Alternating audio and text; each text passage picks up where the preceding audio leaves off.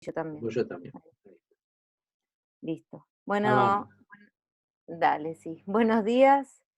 eh, ¿Cómo andan? Espero que bien, con ganas de escuchar esta clase. ¿Se acuerdan que la clase pasada habíamos visto métodos de transformación genética en plantas? Nos habíamos enfocado particularmente en la transformación mediada por Agrobacterium y la transformación mediada por métodos físicos, como es el caso de la biobalística, lo habíamos dejado, o sea, lo mencionamos, pero yo les dije que hoy lo íbamos a retomar y quizás hablar un poquito más en detalle. Bueno, entonces la clase de hoy se va a enfocar en métodos utilizados para la transformación genética de cloroplastos, o del genoma de cloroplastos. A ver, ahí está. Entonces, los cloroplastos, como ya la mayoría de todos, creo, quiero creer, saben, son plástidos fotosintéticos que están en los organismos vegetales. Sí, acá tienen una imagen de una célula del mesófilo y todas esas bolitas verdes que se ven ahí son los cloroplastos.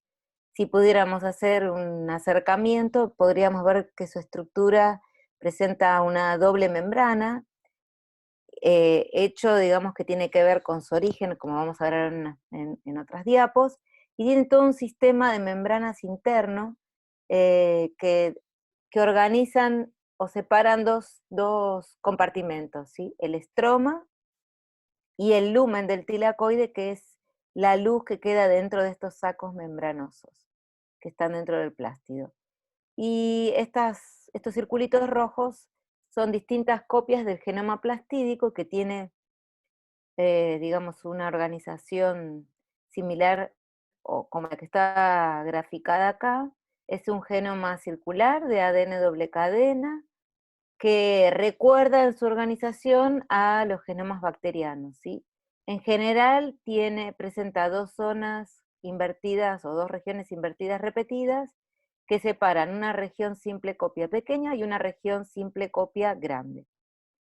Y la mayor parte de los genes que están codificados en este genoma tienen que ver con el mantenimiento del funcionamiento del cloroplasto, de los procesos de transcripción, traducción y expresión de los genes que están allí contenidos. Bien, yo les dije que esa doble membrana está vinculada a su existencia con el origen de estas organelas, y también deben haber escuchado esto en algún momento, que se postula un modelo donde el origen de cloroplastos y de mitocondrias es por un evento, perdón, de endosimbiosis que ocurrió hace miles y miles de años, ¿sí? En ese momento, digamos, alguna célula proteocariótica eh, endocitó digamos, algo que sería parecido a las cianobacterias actuales, o un ancestro de las proteobacterias actuales, y esa incorporación resultó favorable para ambos tipos celulares y permaneció estable a lo largo de la evolución, y ahora vamos a ver con qué consecuencias. Un ejemplo, esto se llama entonces un origen endosimbiótico, y un ejemplo de endosimbiosis secundaria actual son unas babosas de mar, ¿sí? Como Plácida dendrítica o Elisa clorótica, Elicia, que son capaces de mantener vivos y funcionales durante mucho tiempo los cloroplastos que estaban presentes en las células eh, de microorganismos fotosintéticos, perdón, de organismos fotosintéticos, incluyendo tejido vegetal. Entonces consumen ese material y conservan los cloroplastos que les permiten llevar adelante un montón de funciones y les dan algunas ventajas. Bien, una vez que esa endosimbiosis dio lugar a digamos, a un arreglo permanente donde el cloroplasto ya estaba incorporado a la célula vegetal, lo que fue ocurriendo a lo largo de la evolución es la pérdida de genes del genoma plastídico hacia el núcleo de la célula vegetal. Y esto resultó en que la regulación de los procesos que tienen lugar dentro del cloroplasto está muy vinculada a la acción de genes y procesos que ocurren a nivel del genoma nuclear o del núcleo de la célula vegetal. Es decir, que esa organela, tanto el cloroplasto como la mitocondria, perdieron independencia durante la evolución y procesos, por ejemplo, como la fotosíntesis, la fijación de dióxido de carbono, tienen regulación dada por ambos genomas, el genoma plastídico y el genoma nuclear. Y eso permite, digamos, coordinar mucho mejor las acciones, ¿no?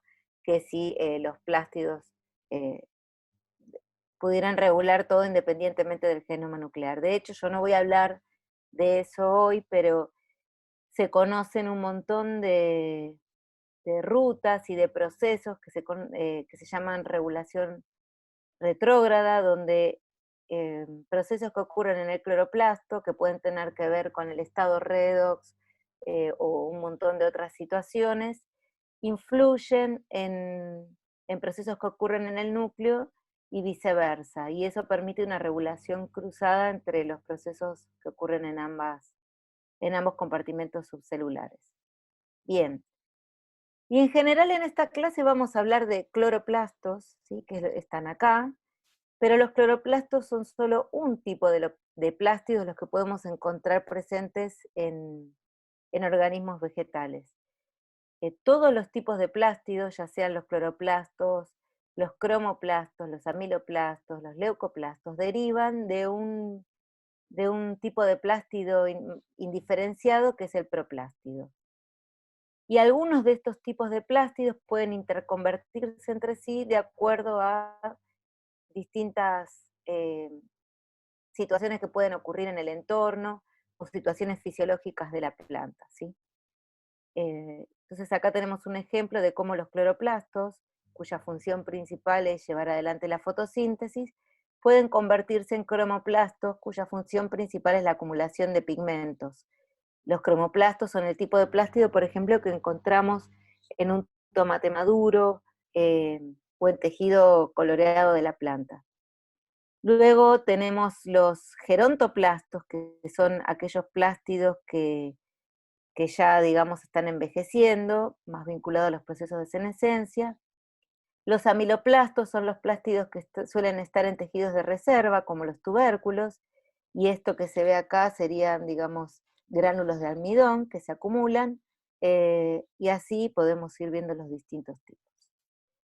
Esto es importante entenderlo porque vamos a estar hablando de la transformación del genoma de cloroplasto, pero piensen que, lo vamos a ver mejor en otras diapositivas, como estos tipos de plástidos se pueden interconvertir, las modificaciones genéticas que yo haga en el cloroplasto, después de pasar por una etapa de cultivo de tejido, van a estar presentes en todos los tipos de plástido que pueda tener ese organismo vegetal, ¿sí?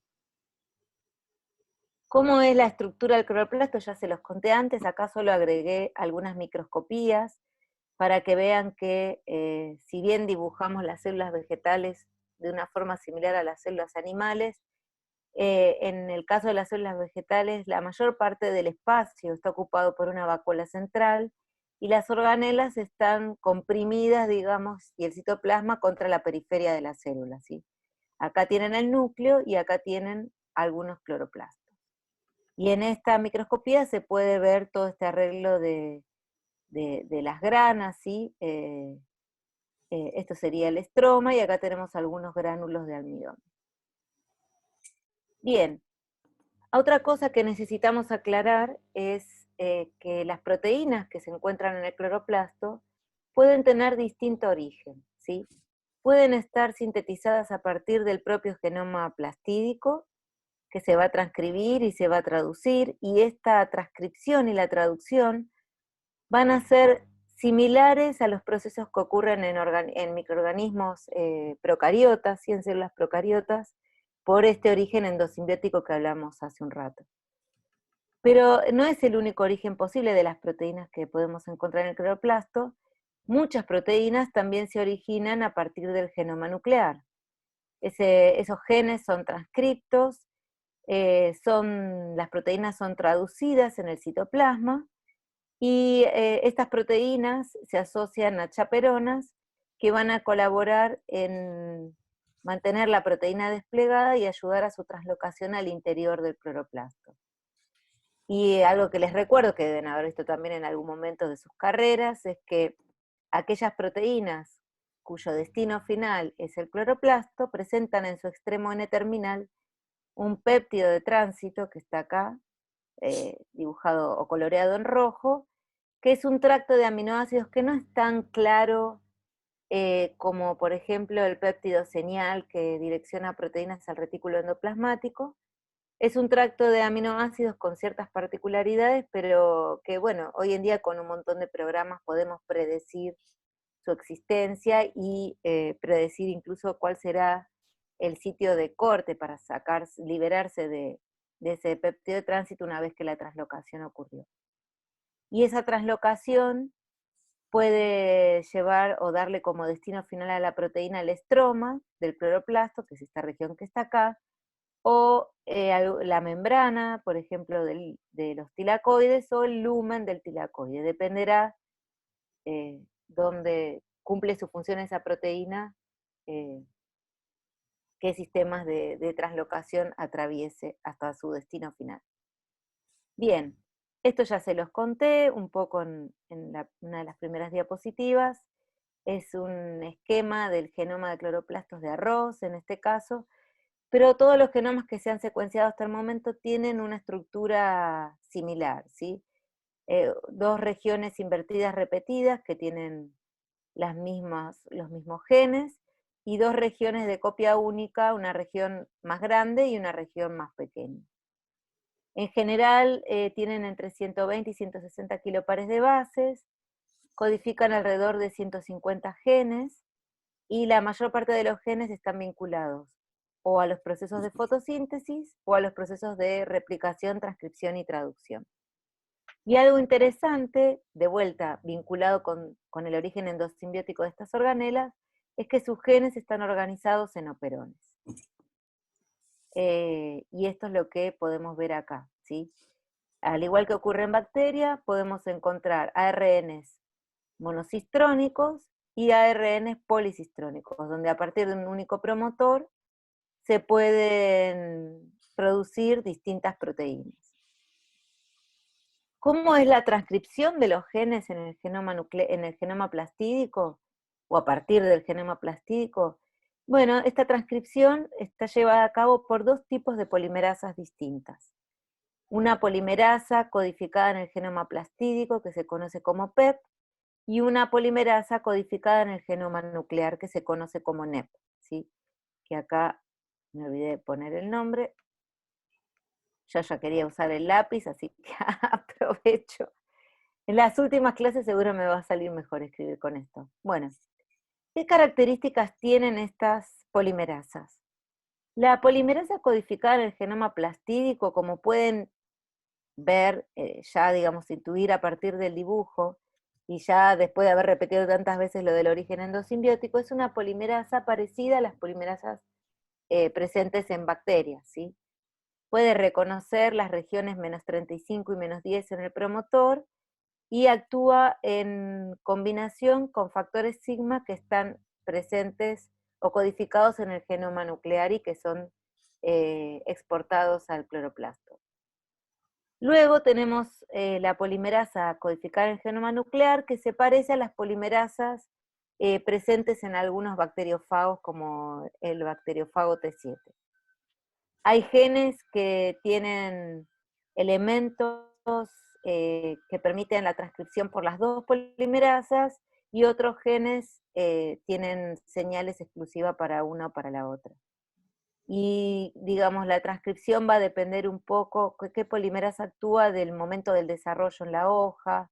No voy a entrar en eso porque excede lo que nos interesa para esta clase, pero digamos, no es que cualquiera de las dos polimerasas actúa en cualquier momento, más allá de las secuencias que tenga el gen en particular. Bueno, acá tenemos como un esquema de cómo sería un mensajero. Los cloroplastos no tienen colita de poli-A. Recuerden que se parece más a un ARN procariota que a un ARN codificado a partir del genoma nuclear. Y en general en el extremo 3' tienen una estructura de horquilla que funciona luego para dar estabilidad a este mensajero. Y la traducción está mediada por ribosomas del tipo de ribosomas que están presentes en los procariotas, ¿sí? Con las subunidades 30 y 50S, y está mediada por el reconocimiento entre el ARN ribosomal 16S y una secuencia Shine-Dalgarno que está arriba del sitio de inicio de la traducción. Esto de vuelta es muy, muy parecido a lo que ocurre en bacterias, ¿sí? Así que imagino que en algún momento quizás ya lo habrán escuchado. Pero esto es para marcar, igual hoy en día se sabe que no todos los genes en cloroplastos tienen secuencias Shine-Dalgarno tradicionales, pero la mayoría sí lo tiene, y cuando ahora veamos qué elementos tenemos que introducir en una construcción genética utilizada para transformar genéticamente el genoma plastídico, vamos a tener en cuenta el uso de estas secuencias.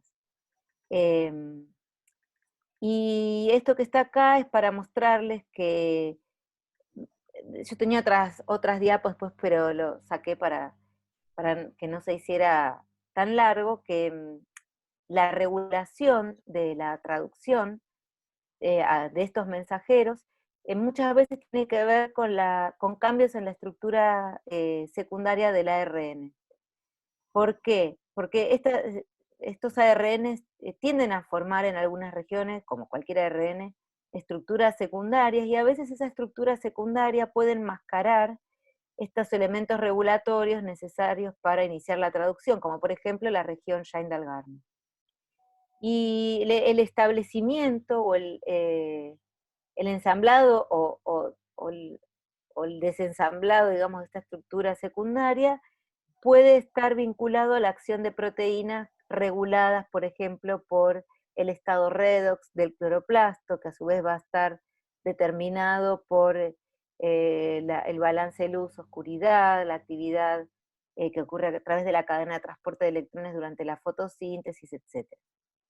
O sea, hay un montón de mecanismos de regulación que yo no los voy a contar, al que le interese después le puedo pasar, digamos, bibliografía para que chusmeen un poco. Esta diapo resume un poco algunas de estas cosas que les estuve diciendo, e incluye otras. Si este es el cloroplasto, entonces a partir del genoma nuclear se sintetizan proteínas que van a estar involucradas en la regulación de la expresión génica. Y si esto es el genoma plastídico, bueno, sus genes se van a transcribir para formar un transcripto primario que luego va a madurar por acción de nucleasas, ¿sí? 3' o 5' exonucleasas que van a ir recortando, digamos, los extremos de ese mensajero hasta cierto punto, y ese punto va a depender de otras proteínas de unión ARN que van a proteger los extremos. También van a sufrir procesamientos internos, ¿sí? Porque recuerden que muchos de estos mensajeros son policistrónicos, y luego para aumentar la eficiencia de traducción se van a procesar para dar lugar a ARNs monocistrónicos, y esos ARNs luego también pueden sufrir procesos de splicing, que no son similares, o sea, son mecanismos de splicing similares a los que ocurren en bacterias, más que a los que ocurren en el genoma nuclear. Y, perdón, otro tipo de modificación que ocurre durante la maduración es la edición del RNA. Y de vuelta, todos estos procesos van a estar influenciados por genes codificados en el genoma nuclear y por situaciones ambientales como la luz, la temperatura, la sal y el estado osmótico de la planta. Y aquí tienen, bueno, qué es cada cosa, ¿no? Bien, ¿hasta acá alguna pregunta?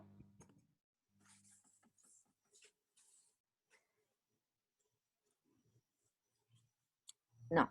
asumo que no. Bueno, cuando tengan una pregunta, ya saben, me interrumpen.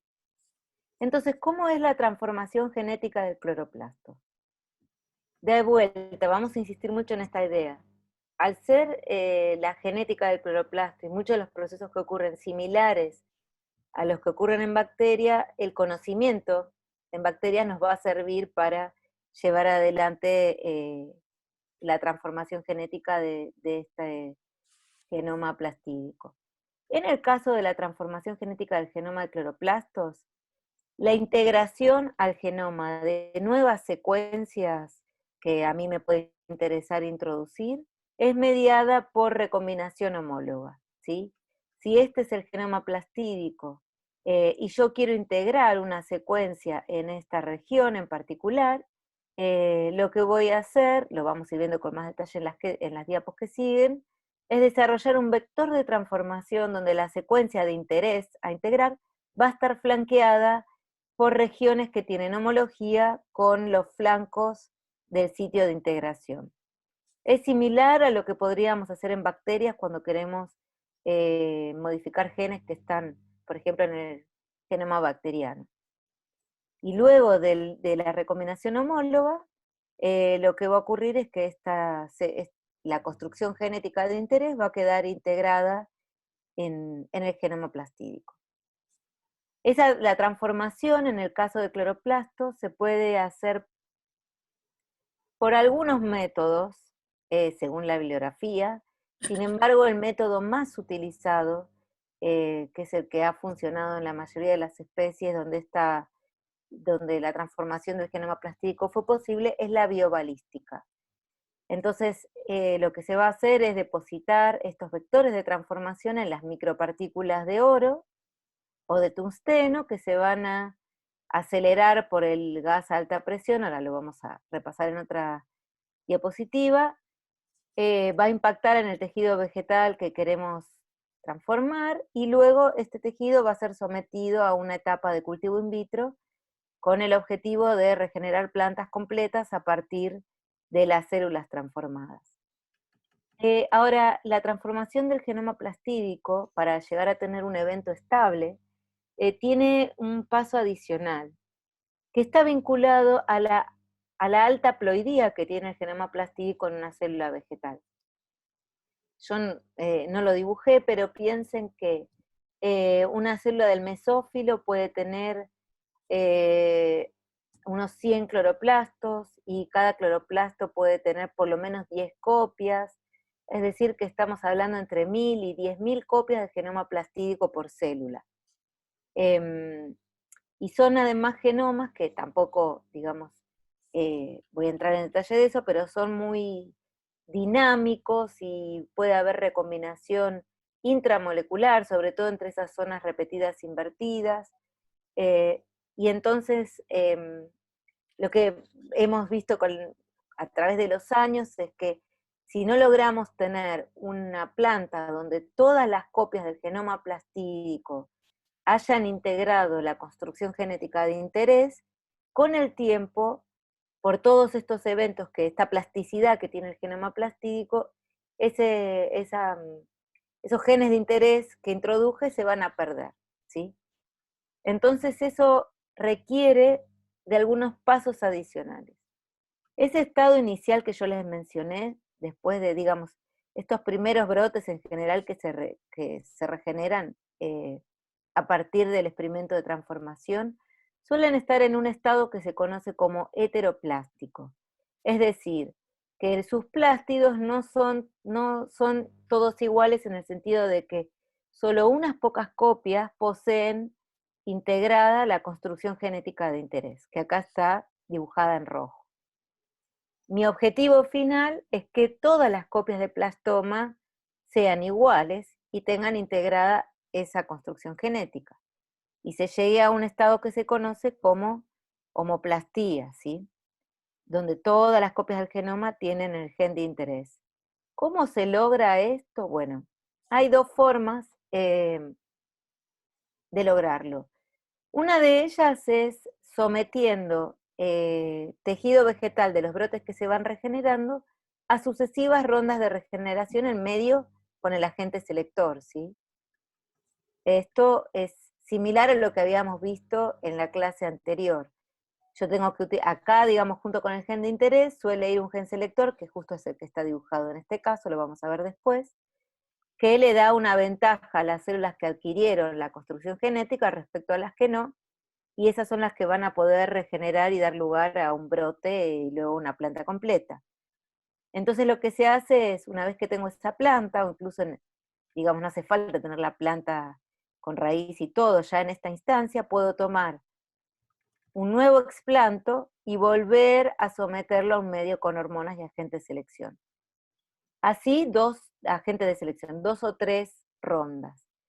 ¿Qué es lo que ocurre durante estas rondas? Bueno, lo que se postula es que durante los procesos de desdiferenciación y regeneración que se dan durante la etapa de cultivo in vitro, se pasa por el estadio de proplástido, que es un estadio, bueno, yo les dije indiferenciado, que tiene menos copias del genoma plastídico por plástido, y eso genera un efecto de cuello de botella, donde en general una o muy poquitas van a sobrevivir durante esas instancias de desdiferenciación y rediferenciación.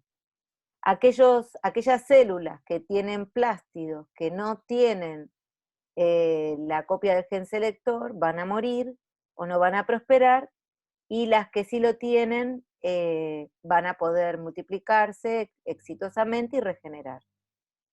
Otra forma de lograr esto es a través del pasaje por semillas, es decir, tomar esta planta, llevarla a tierra y esperar en tierra que desarrolle semillas, y luego entre todas esas semillas va a haber capullos que van a dar origen a semillas que no van a tener la construcción de interés, y que entonces cuando uno las germine en un medio con agente selector van a germinar cloróticas y no van a prosperar. Debo tener seguro alguna foto más adelante. O va a haber capullos, o sea, flores que dieron lugar a, que fueron fertilizadas, que desarrollaron semillas, que tienen sí en todas sus copias de plastoma integrada la construcción de interés. Y van a ser capaces de germinar y prosperar en medio con agente selector.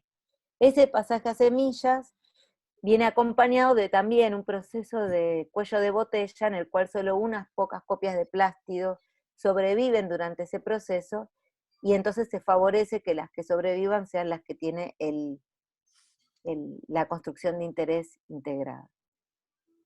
Pero en ese momento, digamos, como no hay en el pasaje de semillas agentes selectores, al azar. Por eso en una misma planta, de estas plantas que llamamos de primera ronda, cuando generan semillas, algunos capullos van a tener, van a estar en situación de dar lugar a plantas homoplásticas y otros no. ¿Se entendió eso?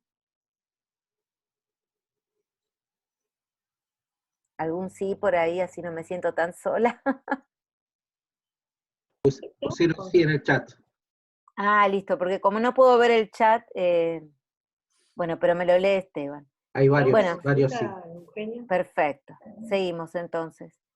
Bien, la clase pasada salimos. Perdón, Sí. hay uno que dice a mí no me quedó muy claro. No sé si quiere preguntar ahora. A ver, el que dice que no le quedó muy claro, así, ¿qué parte quisieras que repita? Hola, ¿qué tal? Hola, sí. Me perdí entonces con el tema de las semillas y los protoplastos. Son dos maneras de Ah, no formar. protoplastos, no protoplastos, proplástidos, ¿sí? Ah, ok. Mira, vamos a volver acá. Sí. ¿Se acuerdan de esta diapo que les mostré al principio? Lo que ocurre durante las etapas de regeneración in vitro y durante la formación de semillas es que hay esta plasticidad que tienen los distintos tipos de plástidos de convertirse entre sí, genera, digamos, que se desarrollen o se observen más proplástidos en esas situaciones, que tienen menos copias del genoma plastídico, ¿sí? Y en ese pasaje a proplástido que se da durante el proceso de cultivo in vitro o durante la generación de semillas, lo que se generan son cuellos de botella, donde muy pocas copias del genoma plastídico sobreviven. Y quedan células que tienen pocos plástidos con pocas copias del genoma plastídico. Y entonces, en el caso, por ejemplo, del pasaje a semillas, sí, vamos a volver acá para atrás. Esto, imagínense que acá tenemos las flores de tabaco, ¿sí? Y acá adentro es donde se van a ir desarrollando las semillas luego de la fertilización. Esas semillas, durante ese mismo proceso de desarrollo, van a contener plástidos que tienen las copias de la construcción de interés integrada, en algunos capullos, y en otros van a estar enriquecidos en semillas que no lo tienen. Cuando la planta que les dio origen es heteroplástica, ¿sí? Que es una planta que generalmente proviene de los primeros brotes obtenidos en el experimento de transformación, que lo más probable es que tenga solo algunas copias de genoma plastídico modificadas genéticamente. Entonces, en este proceso de desarrollo de semillas, algunas semillas van a haber adquirido plástidos que tienen la construcción y otras van a haber adquirido plástidos que no los tienen, ¿sí? Que sus genomas plastídicos son wild type, no están transformados. Entonces uno después toma los distintos capullos una vez que maduraron y están las semillas ya ahí presentes, y los va a sembrar en un medio con selección.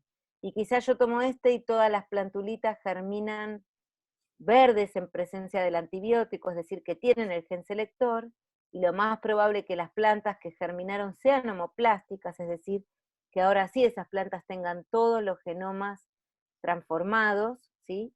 Todas sus copias de genoma plastídico transformado, y puedo tomar otro capullo que me va a dar semillas que cuando las ponga en presencia del agente selector van a germinar cloróticas, blanquitas, y no van a prosperar. Y eso es porque en este capullo, digamos, esas semillas provienen de un evento inicial que no incorporó copias de genoma plastídico transformado. No sé si eso te aclaró un poco más o te Sí, confundió. gracias. Pero esto es importante porque si nosotros lo que queremos, que en general es lo que queremos, es tener una planta transformada establemente, sí o sí nos tenemos que asegurar de estar en esta condición. Y esto es un poco, a veces, hincha, digamos, en la transformación de cloroplastos respecto a la transformación, por ejemplo, del genoma nuclear. Pero así como es hincha tener tantas copias y tener que asegurarse que todas tengan el transgen integrado, tiene, por otro lado, una ventaja que vamos a ver después. Bien. Entonces yo les dije que la forma preferida de transformar genéticamente el genoma plastídico es por biobalística. Esta diapositiva ya la vimos en la clase anterior. Acumulábamos gas a alta presión que impulsa estas micropartículas o microproyectiles de oro. En general es oro, puede ser tungsteno, es un metal inerte. El oro se prefiere al tungsteno porque da micropartículas más homogéneas y con una superficie más pareja que digamos, tiene ciertas ventajas, pero a veces se usa tungsteno precisamente porque al ser heterogéneas hay partículas un poquito más grandes, otras un poquito más pequeñas, y entonces eso puede favorecer después la transformación de algún tipo celular. Bueno, esos microproyectiles recubiertos con el ADN van a impactar en el tejido blanco, y ese tejido blanco luego va a ser sometido a la etapa de cultivo de tejido. Cuando uno está poniendo a punto el método de transformación por biobalística, tiene que tener en cuenta qué tipo de micropartículas va a usar, cómo es la precipitación del ADN, ¿sí?, sobre esas partículas, qué presión de vacío va a usar para disminuir la fuerza de rozamiento, digamos, que el aire haría a la partícula, y entonces eso impactaría en la velocidad que puede adquirir. También uno va a jugar con la distancia de bombardeo, que es la distancia entre la zona donde están depositadas las micropartículas y el tejido blanco, ¿sí?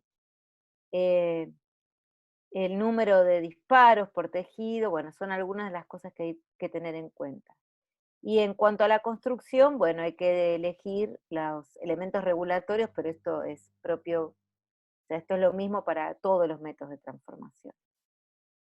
Y acá tenemos la imagen del cañón que le mostré antes, entonces, acá se va a acumular el gas, acá vamos a poner la membrana donde van a estar depositadas las partículas de oro, por ejemplo, con el ADN precipitado sobre ellas, y acá está el material vegetal a transformar. Los pasos que siguen, lo habíamos visto en la clase pasada, son muy similares o iguales, independientemente si usé Agrobacterium o si usé biobalística. Una diferencia sí es que si uso Agrobacterium, luego en el medio de cultivo voy a tener que poner algún agente bacteriostático, por ejemplo, para impedir que Agrobacterium crezca y termine matando el explanto. Y en el caso de la biobalística, como es un método físico, no tengo que eliminar al vector biológico. Pero después estas fotos les deben hacer acordar las que vimos en las clases pasadas. Estos son de experimentos hechos en el laboratorio donde yo trabajo. Nos fuimos especializando a lo largo de los años en la transformación genética del genoma plastídico de varias solanáceas, y acá lo que pueden ver es la placa de transformación. Estos son los explantos que fueron bombardeados, y acá podemos ver las plántulas regenerando cuando estos explantos se colocaron en un medio con hormonas y con el agente selector, que en este caso es un antibiótico. Piensen que los agentes selectores que se usan para la transformación de cloroplasto no necesariamente son los mismos, como vamos a ver después, que se usan para la transformación del genoma nuclear, ya que los procesos que ocurren en el cloroplasto no son iguales a los que ocurren, por ejemplo, en el citoplasma, ¿sí? En cuanto al tipo de ribosoma que traduce, los ARNs mensajeros, etc. Y estos son imágenes de los controles de este experimento de transformación. Aprovecho esto para repasarlo. Control de regeneración y control de selección. En el control de regeneración no tenemos el agente selector introducido. En el medio de cultivo, entonces todas las células o muchas células van a poder regenerar libremente, y esto nos va a hablar de el buen estado fisiológico del material vegetal que usé, eh, la correcta composición en cuanto a hormonas del medio de cultivo, los parámetros adecuados de luz, de temperatura, y etcétera. Y el control de selección lo que no tiene es introducido, digamos, el agente selector, por lo tanto uno espera que nada regenere en esta condición. Si algo regenerase en esta condición, probablemente son escapes, o en el caso de la transformación genética del cloroplasto, del genoma plastídico, depende del tipo de selección que se usa, hay mutantes espontáneas que pueden surgir que confieren resistencia al antibiótico, y bueno, después hay que discriminar si el brote que regeneró es un brote trasplantómico, así se le llama cuando se transformó el genoma plastídico, o es una mutante espontánea. Pero en general la frecuencia de esas mutantes no suele ser alta, muchas veces ni las vemos, y alguna que otra vez las vemos, pero casi siempre los brotes que se obtienen son transgénicos, ¿sí?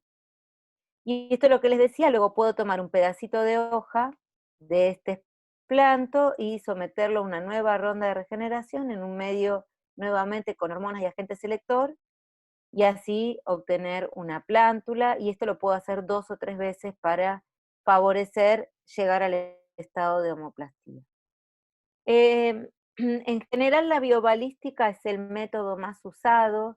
Yo antes contaba algunos otros métodos como microinyección, o el uso de polietilenglicol y protoplastos, pero la realidad es que, imagínense microinyección adentro de un cloroplasto, ¿no? Se usan lo que llaman fentojeringas. Bueno, aparecieron algunos papers en la bibliografía, 1 o 2, hace muchos años, y después nadie volvió a usar esas técnicas, por eso ni pierdo tiempo en contárselas, pero solo se los menciono para que sepan que no es que la biobalística es la única metodología, pero sí es la que ha resultado más eficiente y es la más utilizada.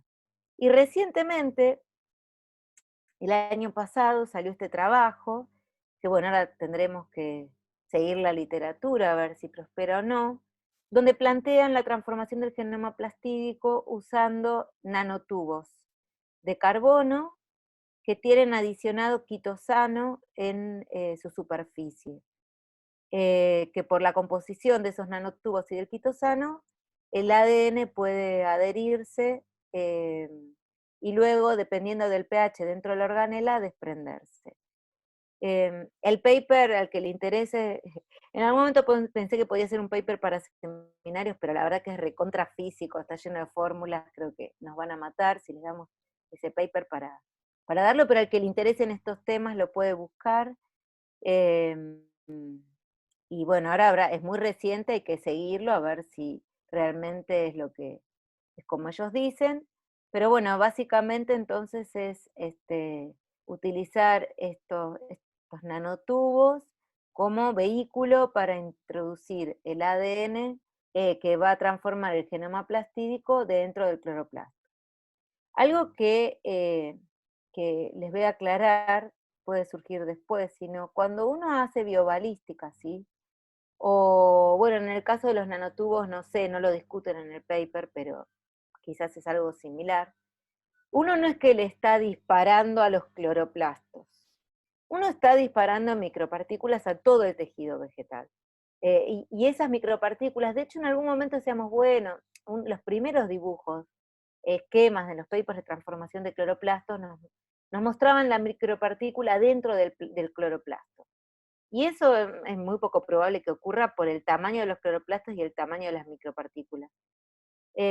Lo que hoy en día pensamos es que esas micropartículas atraviesan, bueno, el tejido vegetal, van a llegar a distintos tipos celulares, y algo también que vale la pena aclarar es que no todos los tipos celulares son capaces de diferenciarse y dar lugar a, digamos, a un nuevo organismo, a un brote, a una raíz, a un órgano vegetal. Algunos tipos celulares tienen características como, por ejemplo, procesos de endorreduplicación, donde tienen más copias de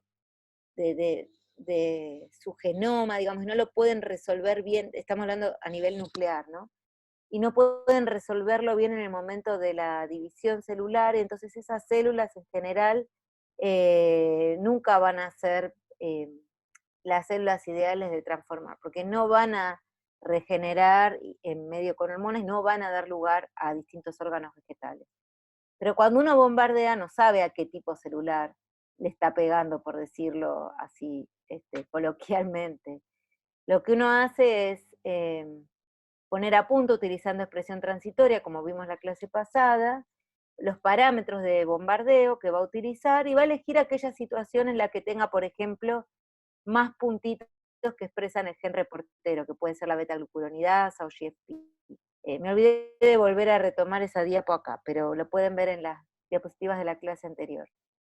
Y luego de que uno seteó los parámetros mediante expresión transitoria, bueno, va a bombardear el tejido que quiere transformar, lo va a poner en el medio cultivo y va a esperar. Y va a esperar a ver si cuando uno usó esos parámetros, llegó con su construcción genética, con su vector, a las células capaces de regenerar que estaban presentes en ese explanto. Bien, bueno, entonces, para cerrar la idea, lo que nosotros pensamos es que esas partículas entran, rompen un poco el tejido vegetal, de hecho a veces pueden causar oxidación, muchas células se van a morir, digamos, a raíz de ese proceso, pero bueno, en algunas células el daño va a ser reparable y ese ADN va a estar por ahí, y lo que pensamos es que digamos, en el proceso tal vez de división de esa célula o de rearreglos de esas membranas que pueden haberse visto afectadas por el propio proceso de ingreso de la partícula, es que el ADN va a ser incorporado en el cloroplasto. Pero ese ADN, la biobalística, también sirve para hacer transgénicas a partir del genoma nuclear. Y los parámetros de bombardeo son los mismos, porque lo que yo elijo son los parámetros que me permiten ingresar al tipo celular adecuado para la transformación, pero no a la organela, uno no puede decidir a ese nivel tan fino. Entonces, ¿por qué voy a obtener plantas trasplantómicas y no plantas transformadas genéticamente a nivel del genoma nuclear? Bueno, ahora lo vamos a ver más en detalle, pero eso depende un poco del método de selección que voy a usar y de los elementos regulatorios que voy a incorporar en mi construcción genética. Bien. Tengo una Disculpa, pregunta. Eugenia, hay Sí, un sí. chico en el chat que tiene una pregunta. Vamos, los escucho. Sí, yo tenía una pregunta. Era, entre las rondas de selección, ¿se chequea de alguna manera la homoheteroplasmia? Plastía, sí, no. Ya. Esto se chequea al final, digamos, uno lo que hace es, hace el experimento de transformación, y en paralelo hacemos varias cosas. Multiplicamos, digamos, por micropropagación ese primer brote obtenido, y una copia hacemos que enraíce y la llevamos al invernadero, bueno, rusticamos todo lo que ya ven en las clases previas, y esperamos que desarrolle semillas. Y luego esas semillas las germinamos, las esterilizamos superficialmente y las germinamos en un medio con agente selector. Hay unos trabajos que postulan que si yo siembro 10.000 semillas y todas germinan verde en presencia del agente selector, esa planta que le dio origen a esas semillas será homoplástica. Nosotros no sembramos 10.000 semillas porque es un montón. Lo que hacemos es tomar varios capullos, sembrarlos y ver cómo germinan. Y en general no nos quedamos con esa planta que dio origen a esas semillas, sino que ya nos vamos a quedar con las plantas que germinen a partir de esas semillas, que probablemente sean homoplásticas. A menos que el gen de interés que introdujimos tenga algún efecto tóxico para el cloroplasto, que esto después lo vamos a hablar al final, nos pasó muchas veces, ¿sí? Y en ese caso la homoplastía está desfavorecida, porque lo que va a tratar de hacer, no es que tenga voluntad propia, ¿no? Pero lo que va a suceder es que el cloroplasto va a tratar de sacarse de encima ese transgen por distintos tipos de recombinación o rearreglo.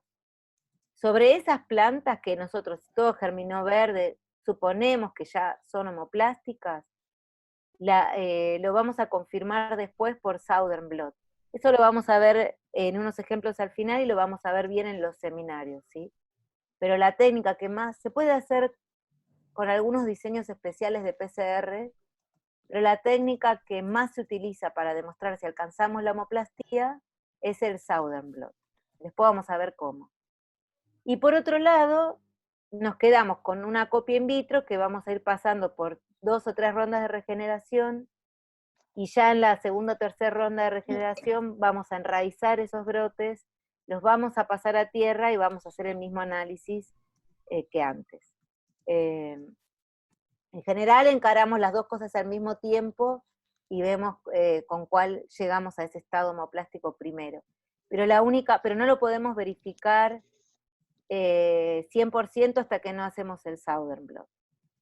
Pero en general las plantas, no sé si puse imágenes de eso, no me di cuenta de agregarlas, las plantas que son heteroplásticas suelen mostrar deformaciones en las hojas cuando están en el cultivo in vitro, que están vinculadas a que aquellos plástidos que no tienen el gen selector, o aquellas células que no tienen ninguna copia del gen selector, se mueren, las que sí lo tienen sobreviven, y entonces se generan hojas que tienen deformaciones, o parches cloróticos. Bueno, son fenotipos particulares que nos dan la pauta que todavía estamos en una situación de heteroplastía.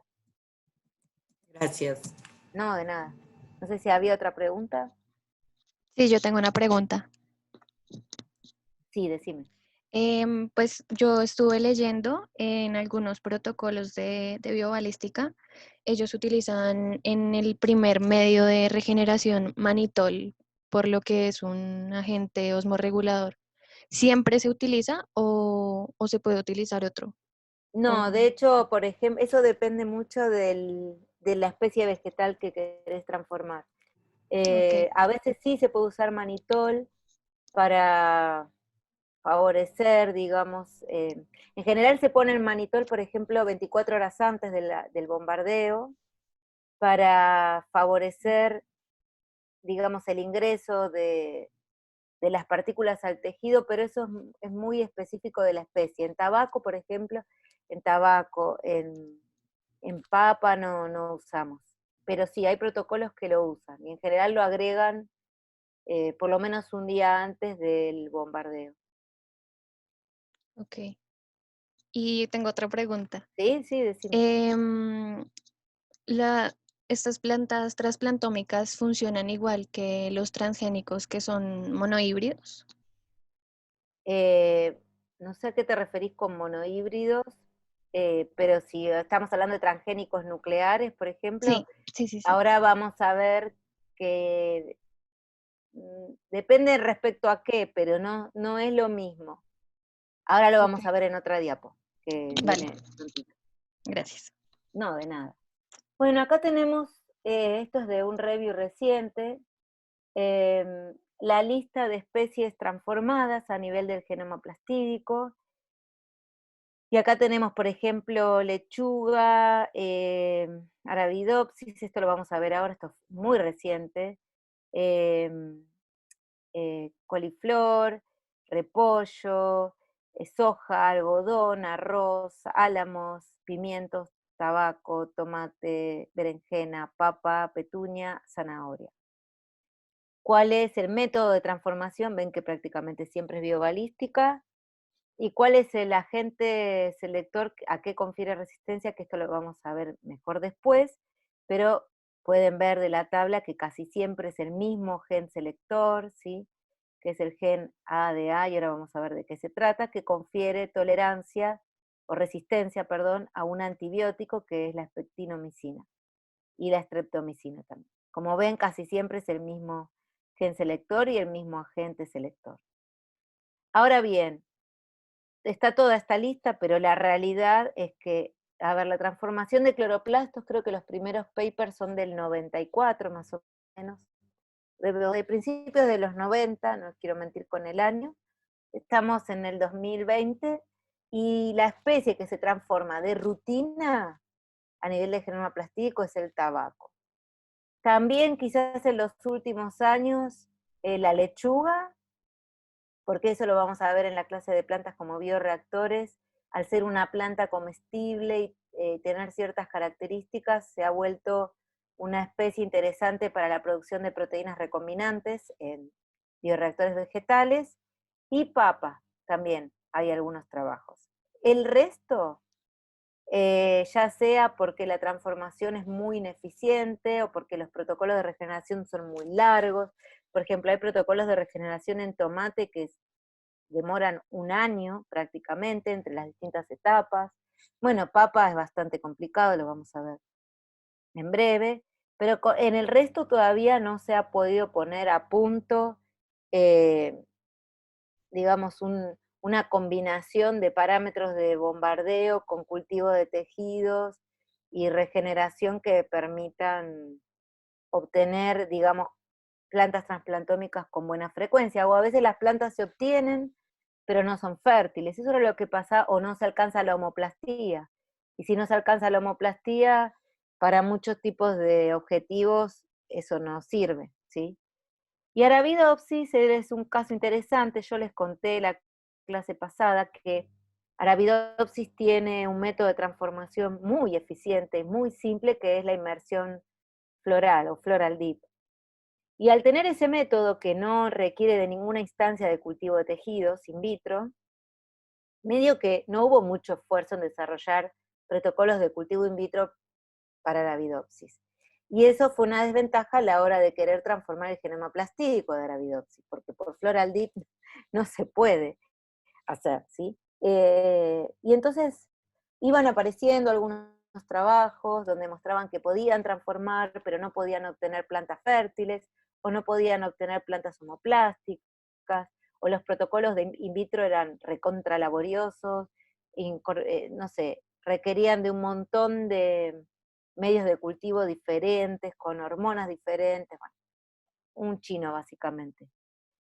Hasta que ahora, el año pasado, un grupo que van a ver que la mayoría de los papers que puse en la presentación son de ese grupo y la gente que deriva de ahí, que es un grupo que está en Alemania, que lo dirige Ralf Bock, que es es el referente en lo que es transformación de genoma plastídico a nivel mundial. Bueno, ellos estaban hace mucho tiempo con el objetivo de poder transformar el genoma plastídico de Arabidopsis thaliana, y se dieron cuenta que había varios problemas por resolver. Uno de esos problemas era que Arabidopsis no era muy sensible al selector más utilizado, que es la spectinomicina, que es el antibiótico que les conté recién.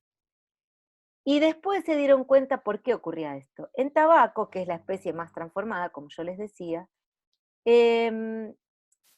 hay una proteína que es la acetil-CoA-carboxilasa, que está involucrada en la síntesis de lípidos, que está codificada, o sea, hay varias versiones de esta proteína codificadas a partir del genoma nuclear y del genoma plastídico.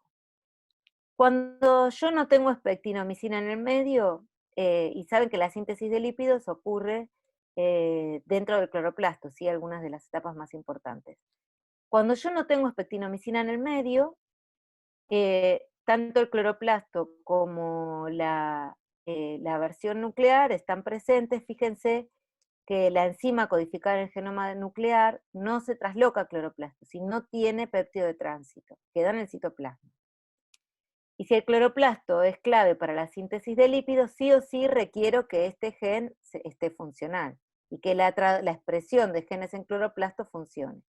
Cuando yo pongo spectinomicina en el medio, y anulo la traducción de genes originados a partir del genoma plastídico y traducidos dentro del cloroplasto, la planta no puede sintetizar ácidos grasos y empieza a tener un montón de problemas, y de vuelta pueden germinar, pero germinan blancas y el crecimiento se arresta a los pocos días de germinar. Entonces en tabaco la spectinomicina es un agente selector muy efectivo. Ahora bien, ¿qué pasaba en Arabidopsis? Porque ellos veían que si bien era sensible a spectinomicina, no era tan sensible, y podían regenerar plántulas o brotes que no eran trasplantómicos, ¿sí? ¿Y esto por qué ocurría? Porque Arabidopsis tiene otra copia del gen de la acetil-CoA-carboxilasa, además de la 1, tiene la copia 2, que sí tiene un péptido de tránsito y puede ir al cloroplasto. En presencia de spectinomicina, ¿sí?, la expresión del gen endógeno del genoma plastídico se pierde, pero todavía va a estar presente la versión proveniente del genoma nuclear. Y entonces estos cloroplastos todavía pueden llevar adelante algunos procesos vitales para la célula que los contiene. Y luego, por ejemplo, en cereales, el problema se agrava, y todas estas son cosas que limitan la expansión de esta técnica o requieren de nuevas estrategias, digamos, para otros cultivos, o nuevos selectores. En cereales, la acetil-CoA-carboxilasa no está codificada en el genoma plastídico, por lo tanto, con o sin spectinomicina, esto no se ve afectado porque siempre va a estar la versión proveniente del genoma nuclear, que es importada por el cloroplasto. ¿Me entienden hasta acá? Sí. Perfecto. Entonces, ¿qué se les ocurrió a estos autores en un paper muy reciente? Ahí. Generar un genotipo de Arabidopsis como punto de partida que tiene anulada la versión de la ACC2 presente en el genoma nuclear. ¿Sí? Entonces, esto va a hacer que sea similar a la situación de tabaco, y que cuando yo ponga spectinomicina en el medio, esos cloroplastos, a menos que hayan sido transformados efectivamente o eficientemente, no van a poder sobrevivir y no van a poder regenerar en una planta nueva. Y además se dieron cuenta de otro problema. Dependiendo de qué tejido usaban para la etapa de cultivo in vitro, estaban usando tejidos que cuando los bombardeaban, las células que incorporaban la construcción genética eran tipos celulares que no podían porque sufrían procesos de endorreduplicación. Entonces, en vez de usar tejido foliar, utilizaron tejido radicular y se generaron microcallos de ese tejido radicular que son ahora los explantos que van a ser bombardeados, ¿sí? Eso tarda unos 5 días, a los 5 días bombardean ese tejido radicular, y luego miren, es un protocolo igual bastante largo, entre 120 y 240 días requieren para obtener los primeros brotes que luego van a enraizar in vitro hasta que van a poder ser pasados a tierra y generar semillas, etc. Pero bueno, al menos es un protocolo que funciona en Arabidopsis, que da plantas fértiles y homoplásticas. Acá en la foto se puede ver las silicuas, que es el fruto, digamos, donde adentro están, ahí se ven porque son medio translúcidas las semillitas. O sea, esto sigue siendo un protocolo con cierta complejidad respecto al de tabaco, pero ahora es posible y abre una puerta muy grande porque ya hablamos que Arabidopsis es como el modelo para un montón de estudios y bueno, la posibilidad de poder transformar cloroplastos establemente de Arabidopsis es un golazo, la verdad. Bien, no por eso, digamos, es que es un Nature y no una revista de menor impacto. Entonces, ¿cómo diseño los vectores para transformación de cloroplastos? Bueno, en general van a tener los siguientes elementos. Como yo les dije que la integración es por recombinación homóloga, voy a tener que incorporar 2 secuencias con homología al sitio de integración deseado.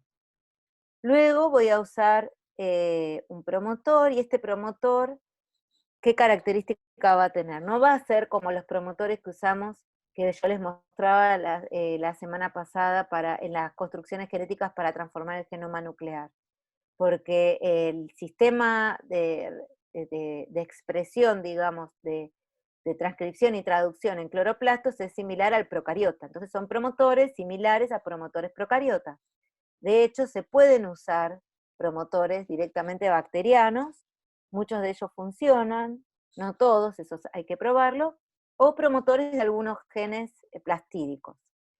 Luego vamos a usar un gen selector, como siempre, que queremos tener una transformación estable, y nuestro gen de interés, y un terminador de la transcripción que también va a ser un terminador propio de los que funcionan en el entorno del cloroplasto. O sea, si yo acá coloco elementos regulatorios como los que vimos la clase pasada, no se va a expresar en cloroplasto.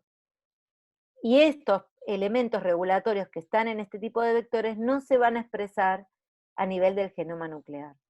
Y esa es una de las razones por las cuales, por más que con biobalística yo puedo estar bombardeando e introduciendo mi construcción en distintos genomas, en el genoma nuclear inclusive, los elementos que allí estén no se van a expresar por el tipo de elemento regulatorio, y además, me adelanto un poco, porque la presión de selección que se usa es muy alta. Solo es compatible con la expresión del gen selector a partir de las múltiples copias del genoma plastídico. Por eso, a lo largo de todo el protocolo, si hubiera alguna, digamos, alguna construcción genética que se integró a nivel del genoma nuclear, eso no va a estar favorecido y se va a perder porque no le va a conferir ningún tipo de ventaja a esa célula. Pero igual eso uno lo puede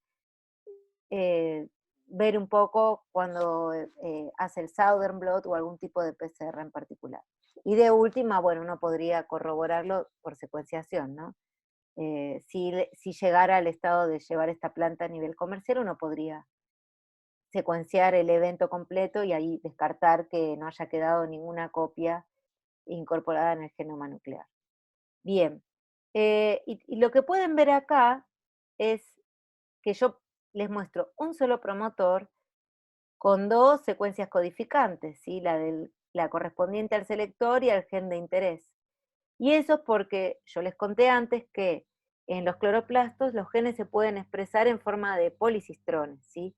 Es decir, que un solo promotor, esto va a dar lugar a un solo RNA que luego, dependiendo algunas secuencias que uno puede introducir o no acá, va a ser procesado, no necesariamente ocurre esto, y cada mensajero, cada fragmento de RNA va a ser luego traducido o va a ser un solo RNA que va a ser traducido, perdón, a partir del cual cada marco de lectura va a ser traducido, y para eso es importante que cada marco de lectura tenga su secuencia de unión a ribosoma o su secuencia Shine-Dalgarno, ¿sí?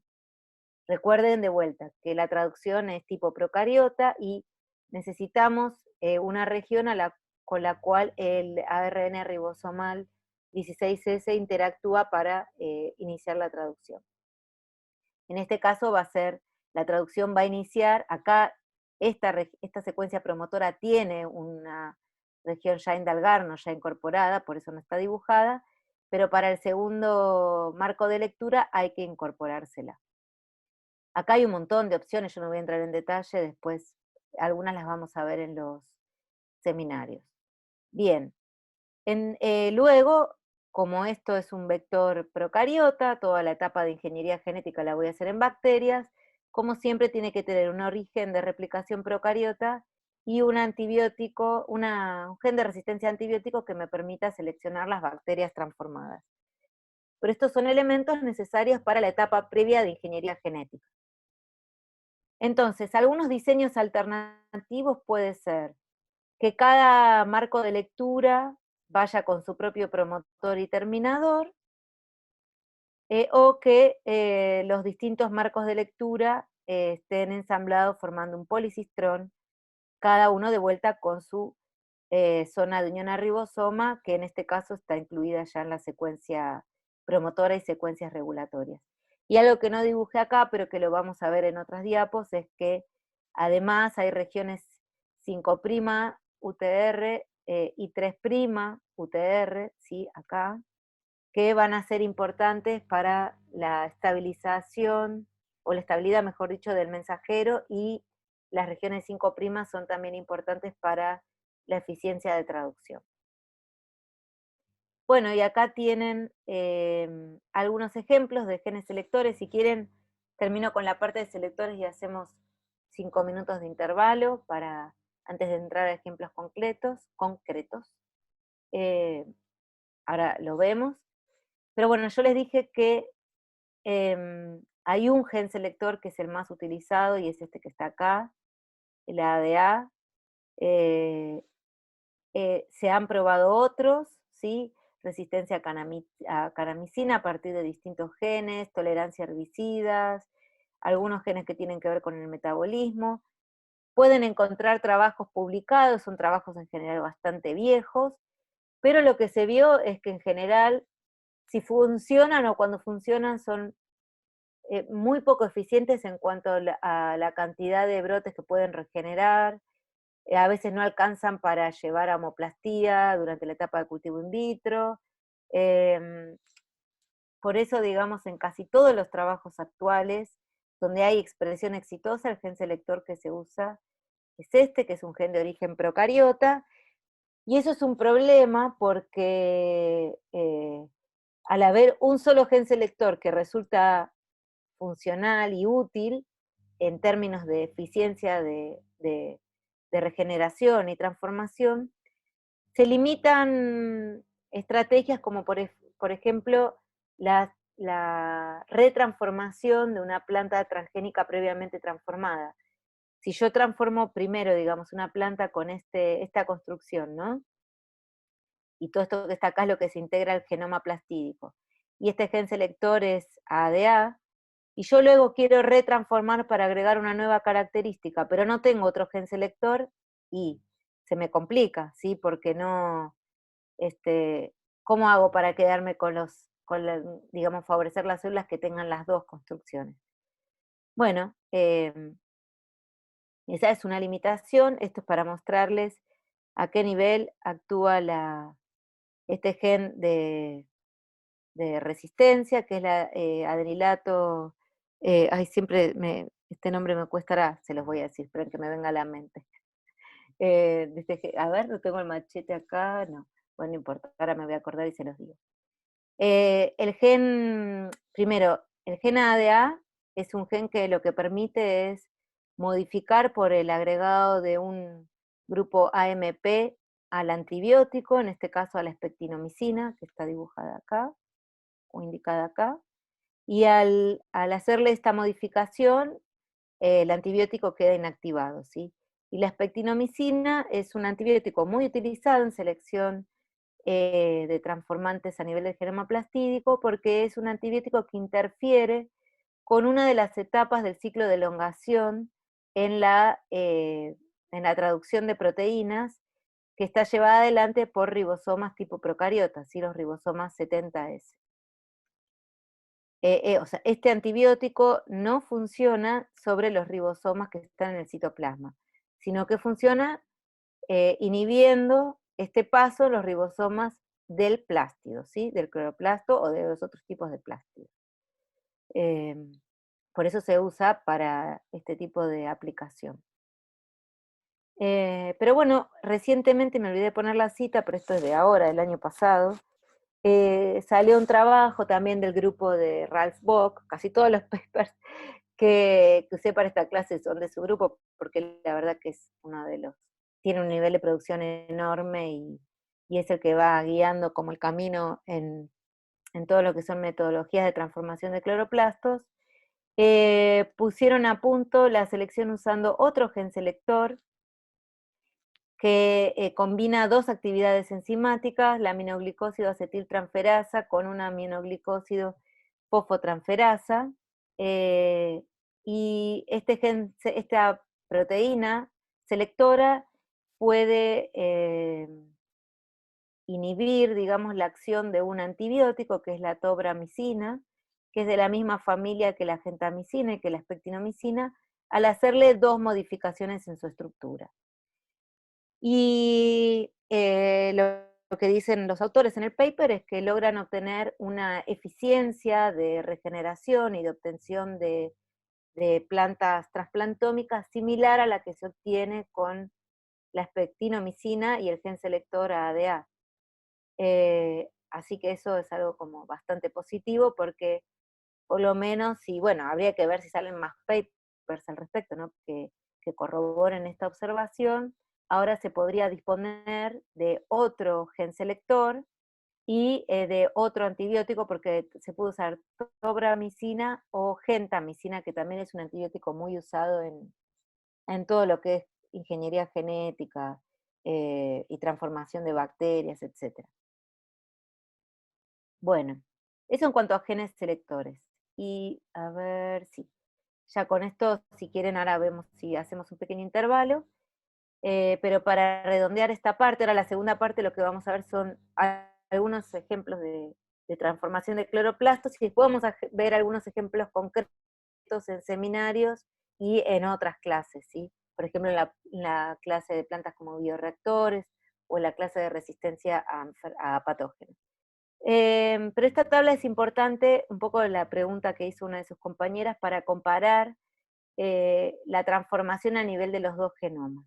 ¿Cuáles son las ventajas y las limitaciones? En el caso del genoma nuclear, en cuanto a genes y su expresión, los genes que se pueden expresar, en general, puede haber algún trabajo que muestre otra cosa, pero no es algo que se haya adoptado, son monocistrónicos, ¿sí? Y en el caso del genoma plastídico se pueden expresar operones, y esto, la facilidad que da es que, por ejemplo, si yo quiero incorporar una ruta metabólica completa que va a requerir de la acción de distintas enzimas, bueno, puedo hacer una construcción génica más simple con un solo promotor, y luego ir poniendo cada uno de los marcos de lectura o de las regiones de las secuencias codificantes con su sitio de unión a ribosoma. Hay un montón de trabajos del grupo de Bock, la mayoría de ellos, que muestran, digamos, que los marcos de lectura internos tal vez no son tan eficientemente traducidos cuando uno lo único que pone es un sitio de unión a ribosoma, que hay otras secuencias que se pueden poner ahí para mejorar, digamos, la traducción de los marcos de lectura internos. Pero bueno, eso ya es como muy específico y no, lo vamos a ver probablemente en algún seminario. Luego hay una característica muy importante, y es que los cloroplastos en gran parte de las especies de interés comercial o agronómico tienen herencia materna. Y esto es recontra importante porque le impone una barrera al flujo génico de transgenes hacia especies silvestres, que es un punto de bioseguridad que hay que evaluar cuando uno trabaja con plantas transgénicas transformadas a nivel del genoma nuclear. Es decir, como los plástidos se heredan de forma materna, no van al polen en la mayoría de las especies, no en todas, pero en muchas de las de interés agronómico es así, y entonces no hay forma que el transgen, digamos, pueda viajar con el polen y terminar siendo incorporado por fertilización en una especie sexualmente compatible. Así que esto es una característica muy interesante.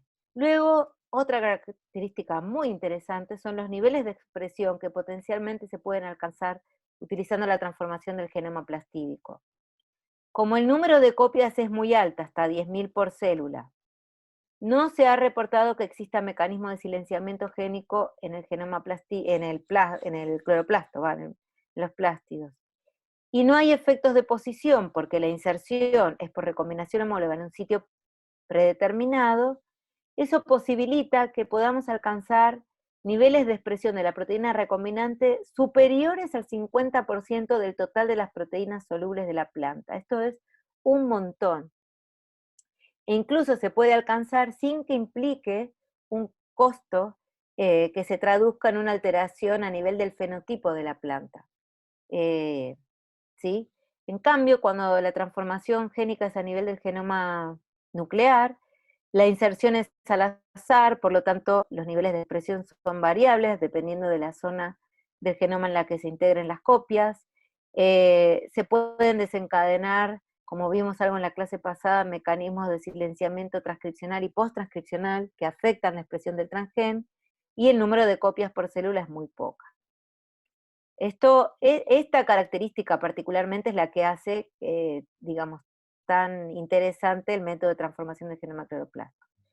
Y en cuanto a las modificaciones posttraduccionales, el plegamiento y la formación de puentes disulfuro es correcto en el genoma plastídico. Sin embargo, acá hay que aclarar que las proteínas que tienen muchos puentes disulfuro no se llevan muy bien con el estroma del cloroplasto por las condiciones redox que hay en este entorno, y entonces hay que tomar hay que hacer algunas estrategias, usar algunas estrategias para favorecer el plegamiento correcto. En cambio, cuando esa proteína es sintetizada o expresada a partir de un gen que está en el genoma nuclear, la proteína con un péptido señal adecuado puede ser direccionada al retículo endoplásmico, que es el mejor lugar para favorecer el correcto plegamiento de proteínas que tienen puentes disulfuro. Y también una desventaja que tiene la transformación del genoma plastídico es que no hay procesos de glicosilación convencional que tengan lugar ahí. Es decir, que si la glicosilación es necesaria para el correcto funcionamiento de la proteína, no es una opción expresarla en el genoma plastídico, a partir del genoma plastídico, ¿sí? Esta es como la gran limitación que tiene esta metodología. Y esta diapositiva ya ahí, bueno, acá podemos terminar esta primera parte, la segunda parte es más cortita. Yo les debía de la clase anterior, y me viene bien para repasarla esta, yo les dije que les iba a traer una diapo donde se resumiera qué tipo de evaluaciones a nivel molecular hacemos sobre estas plantas transgénicas obtenidas ya sea por transformación del genoma nuclear o por transformación del genoma plastídico. Vamos a ver ejemplo de todo esto en los seminarios, pero una vez que uno tiene las plantas transgénicas o transplantómicas, lo que tiene que hacer es evaluar esas plantas a nivel del ADN para ver la integridad de las construcciones integradas, y para eso se puede usar PCR, Southern blot, Y bueno, estos microarray, esto es viejo, por ahora nos vamos a olvidar de esto, me olvidé de borrarlo.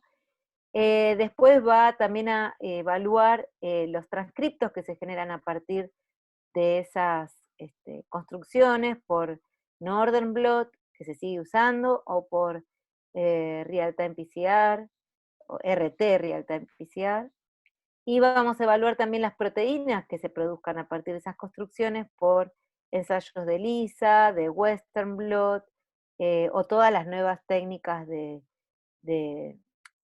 proteómica, también las nuevas técnicas de secuenciación masiva de RNA, etc. Sí, pero es solo una guía que después vamos a ir completando con más métodos a medida que veamos los seminarios. Bien, algunas aplicaciones de la transformación de cloroplastos, son algunas, este dibujo es un poco viejo, no tiene incorporado todo lo último, pero les puede dar una idea de que podemos expresar genes para mejoramiento vegetal, como resistencia a insectos, resistencia a patógenos bacterianos y fúngicos, resistencia a herbicidas, tolerancia a sequía, eficiencia fotosintética aumentada, también para la expresión de proteínas de interés farmacológico, para no la producción de vacunas comestibles, sino mejor dicho, para la expresión de antígenos para la formulación de vacunas.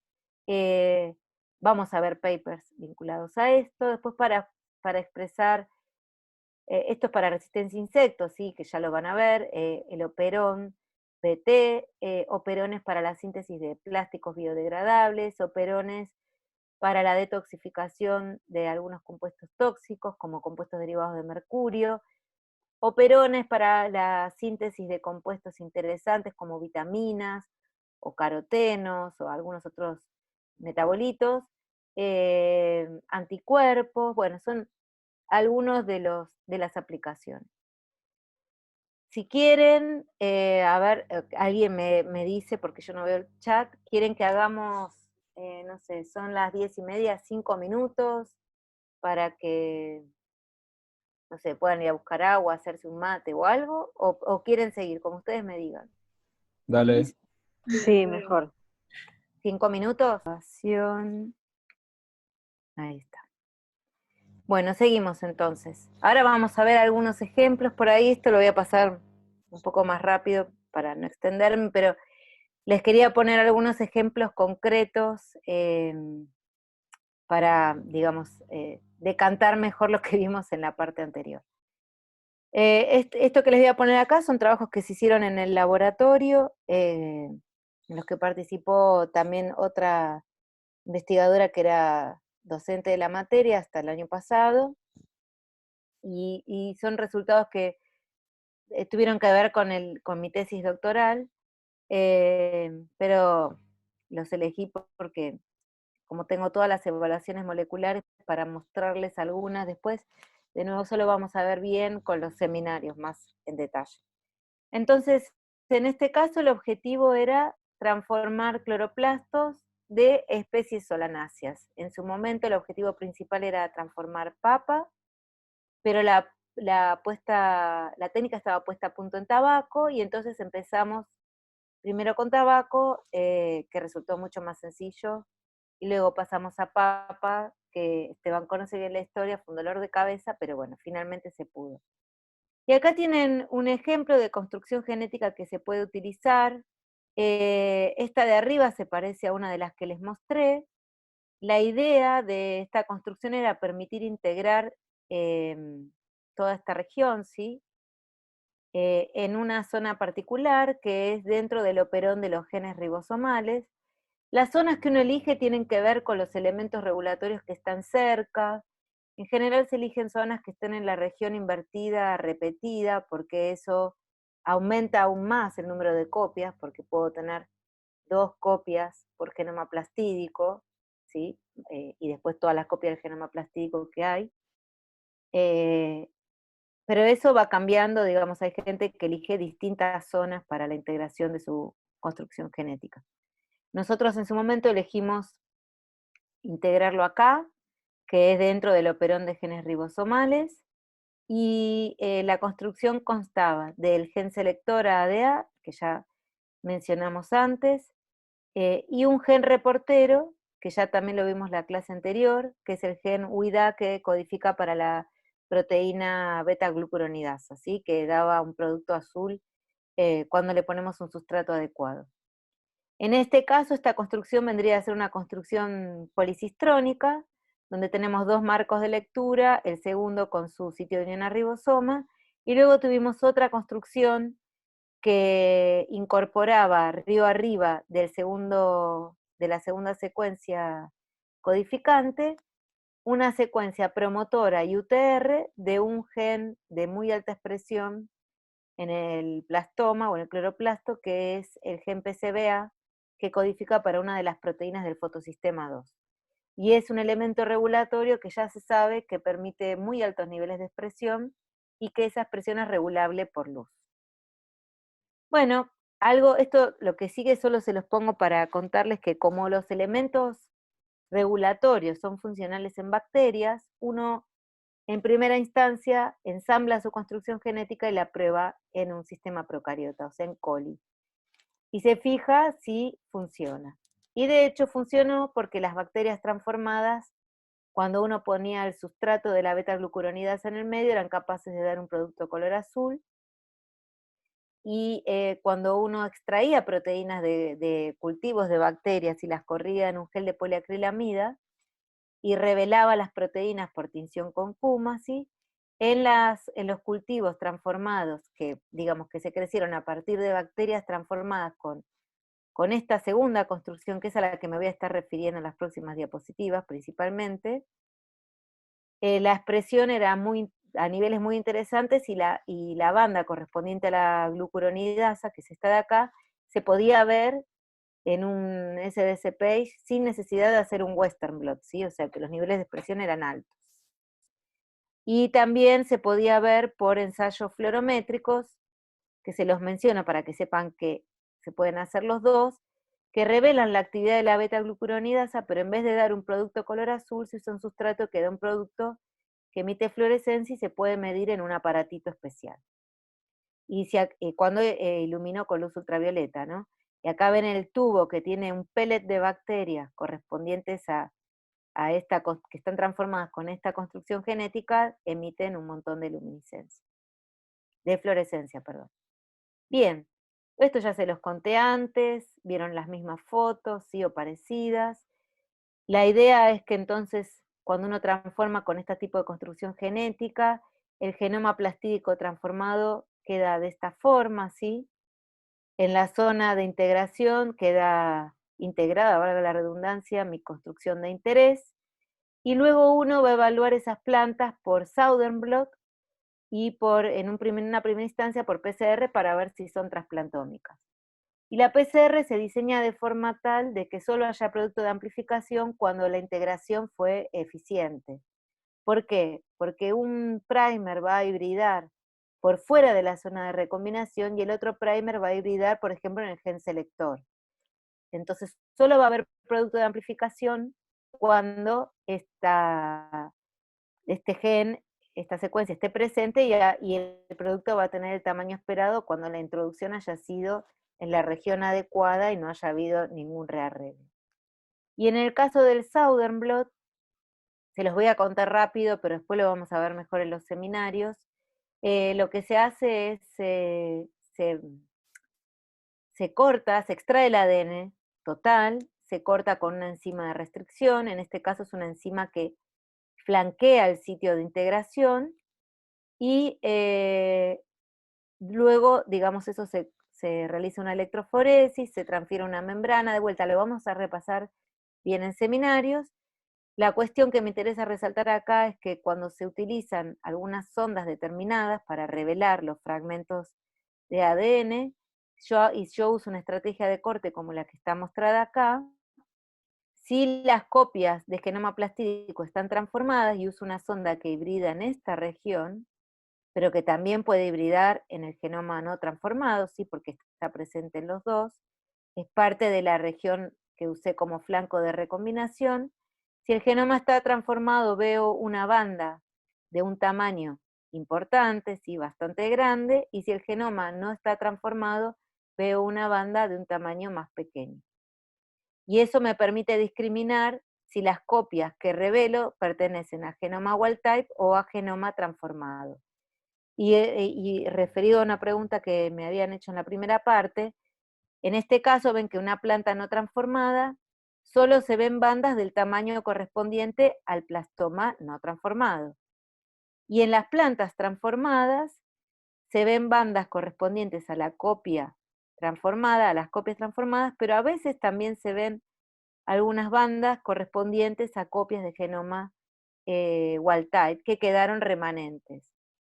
Y en este caso, por ejemplo, esta planta al final no fue trasplantómica, porque todas las copias que veo son de genoma no transformado. Entonces el balance de la intensidad de estas bandas me sugiere si la planta es homoplástica o no, junto con otras evidencias, porque por supuesto esto depende de la sensibilidad de la técnica. Bueno, las plantas expresaban la proteína reportera, porque cuando las ponía en presencia del sustrato adecuado daban una coloración azul o emitían fluorescencia, ¿sí? Cuando eran iluminadas con luz ultravioleta. Esto es un extracto, no es el tejido, sino un extracto de proteínas. Y esto fue lo más interesante cuando extrajimos las proteínas de esas líneas transplantómicas y las evaluamos por SDC Page y lo teníamos por Kumasi Brilliant Blue. Lo que pudimos observar es que la banda correspondiente a la proteína reportera era en intensidad equivalente o a veces superior que la banda que corresponde a la subunidad mayor de Rubisco. Esta subunidad se considera que es la proteína más abundante de la biosfera y representa en promedio el 30% de las proteínas totales solubles que hay en una planta. Esto depende de la especie vegetal, por eso les digo que es en promedio. Pero poder ver una cantidad de proteína recombinante similar o a veces en algunas plantas mayor que la correspondiente a la subunidad mayor de Rubisco y verla a simple vista en un SDC Page tenido con Kumasi fue como un resultado que, wow, ¿no? Digamos, verificaba esa potencialidad de la transformación del genoma plastídico para obtener altos niveles de expresión de la proteína recombinante. Y estas fotos se las puse para mostrarles, que se los mencioné antes, cómo se ven las plantas no transformadas cuando son germinadas en presencia de spectinomicina. Pueden germinar, pero germinan blancas y su desarrollo se arresta a los pocos días. Luego pasamos al desafío de obtener papas transgénicas, transformadas a nivel del genoma plastídico. Esto llevó años, hasta que al final pudimos lograrlo, porque los protocolos de regeneración de tejido foliar en algunas variedades de papa, o en algunos cultivares de papa no son muy eficientes, entonces bueno, se probaron, se forma mucho callo, esto requiere como una puesta a punto para mejorar los protocolos de regeneración, pero bueno, al final se obtuvieron plantas, esas plantas expresaban la proteína reportera, esas plantas se evaluaron por Southern Blot y eran homoplásticas porque solo podíamos detectar la banda correspondiente a las copias de genoma transformado, y puse este en orden para mostrarles que después evaluamos la transcripción a partir de esta construcción, y este tipo de construcciones nos permiten, dependiendo la sonda que usamos, esta evaluación es por Northern Blot, de vuelta lo vamos a ver bien en alguno de los seminarios,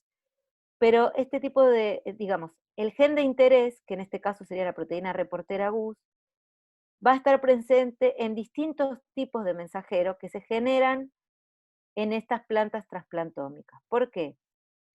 La integración de nuestra construcción, yo les dije que es en el operón de genes ribosomales que tiene su propio promotor.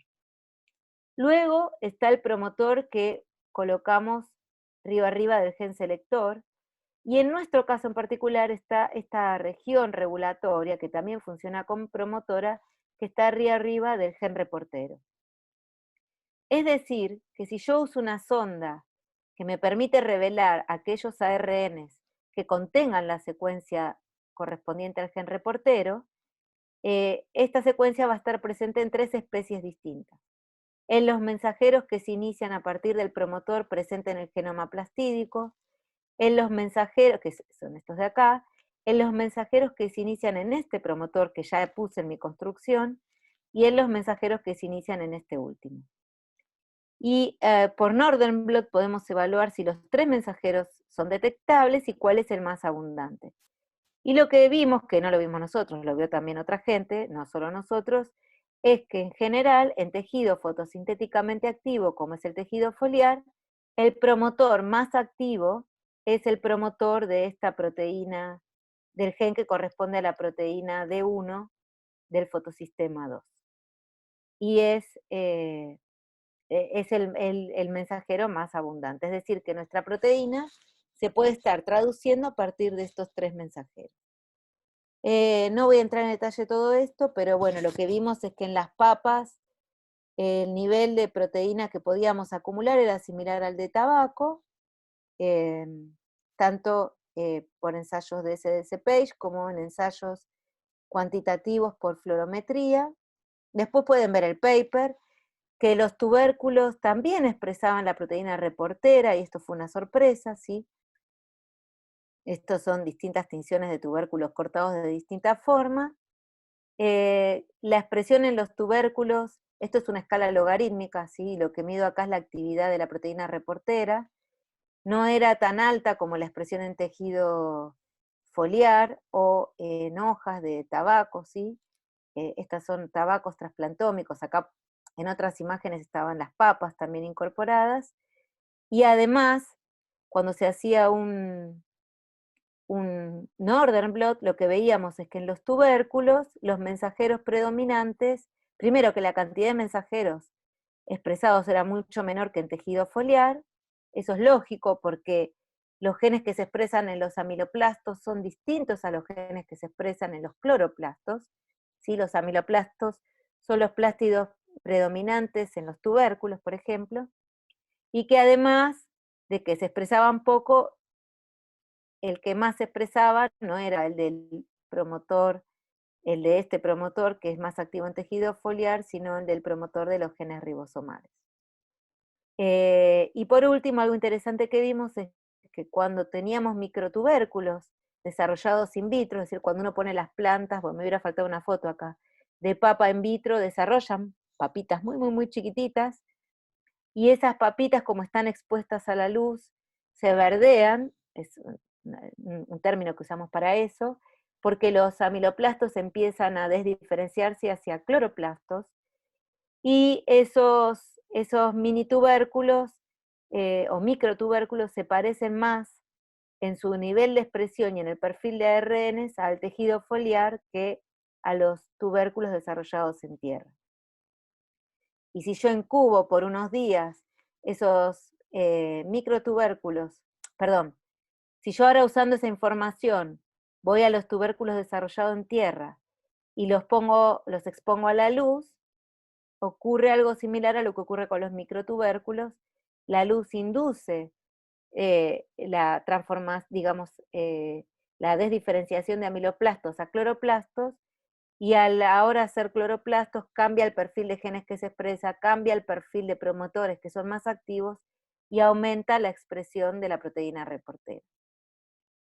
Lo paso rápido, pero era porque quería mostrarles las cosas que podemos hacer.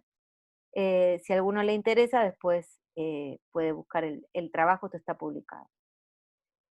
Otra especie de interés, por distintos motivos, ya la vimos la clase pasada, además de nicotiana de tabaco, una es nicotiana bentamiana, porque nos permite hacer un montón de estudios, hay muchas herramientas disponibles para bentamiana que no están disponibles necesariamente para tabaco, y menos para papa, y es un modelo para los estudios en la familia de las solanáceas, que incluyen plantas muy interesantes como el tomate, la papa, el tabaco, la berenjena, bueno, petunia, etc. Entonces es como un Arabidopsis-like, más cercana a cultivos de interés agronómico. Y bueno, en el laboratorio pusimos a punto también la transformación de bentamiana, y pudimos ver que el nivel de acumulación de la proteína reportera de vuelta también es alto y comparable a lo que observábamos en tabaco. Bien, otras aplicaciones que las voy a detallar mejor cuando lleguemos a esa clase, de plantas como bioreactores es la expresión de antígenos en cloroplastos de tabaco. Estos son unos trabajos en colaboración entre el laboratorio y un grupo de investigación del INTA, liderado por Andrés Vidorowicz, que van a tener una clase con él más adelante sobre otros temas. No les voy a mostrar los resultados, simplemente les cuento que se pueden expresar por transformación del genoma plastídico epitopes antigénicos de distintos virus, en este caso el virus de la fiebre aftosa y del rotavirus bovino. Estos trabajos están publicados, pero de vuelta algunos resultados les voy a mostrar en otra clase. En alguno de estos casos, bueno, lo que se vio, por ejemplo, en el caso del antígeno del virus de aftosa, es que los niveles de expresión eran muy altos que se podían obtener. En el caso del rotavirus bovino no eran tan altos, pero igual eran superiores a los que se obtienen por otros métodos de transformación, o por la transformación del genoma nuclear. Y esto se los pongo para mostrarles que a veces no es, digamos, en el caso de transformación del genoma plastídico todavía, es un poco impredecible qué va a pasar con esa proteína en cuanto a los niveles de expresión que se van a obtener cuando estamos planificando el proyecto, ¿no? Porque hemos visto que tenemos proteínas que se expresan en muy alto nivel y otras que son indetectables. A veces eso viene de la mano de la cantidad de puentes disulfuro que esa proteína necesita formar, y a veces no.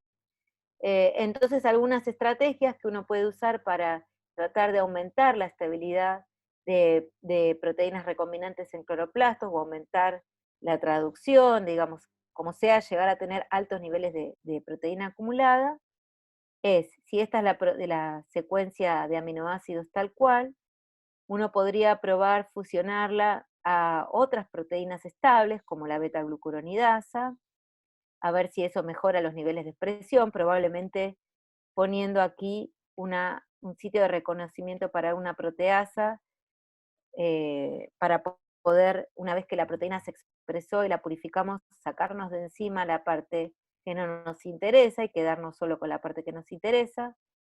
También podríamos redireccionarla al lumen de los tilacoides, y esto es interesante porque el lumen de los tilacoides tiene un estado redox diferente al estroma. El pH es diferente, entonces hay proteínas que tal vez no les va muy bien en el estroma, pero sí les va bien en el lumen.